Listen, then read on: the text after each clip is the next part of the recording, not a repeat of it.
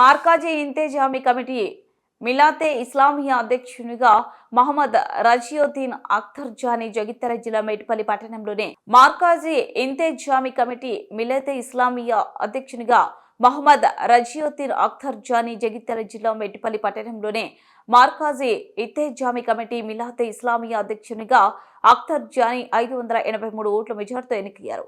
ఎన్నికల అధ్యక్ష పదవికి 4 అభ్యర్థులు బరిలో ఉండగా అఖ్తర్ జానీ మొదటి స్థానంలో నిలిచారు. మొత్తం 16 మసీదులలో 20 పోలింగ్ బూతులు నిర్వహించగా అన్ని మసీదులలో 1892 ఓట్లు నమోదయ్యాయి.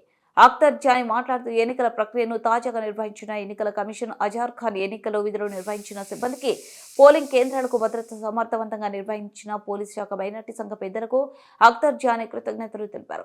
వారు గెలిచిన సందర్భంగా వారి కుల పెద్ద మనుషులు, యువకులు పెద్ద ఎత్తున పూలమాలలతో సన్మానాలు చేసి పెద్ద ఎత్తున పటాకులు పేల్చారు. గెలిచిన సందర్భంగా మసీదు నుండి పాత బస్టాండ్, కొత్త బస్టాండ్ నుండి కూరగాయల మార్కెట్ నుండి ర్యాలీగా వెళ్లి అందరికీ దగ్గరికి వెళ్లి సంతోషం వ్యక్తపరిచారు.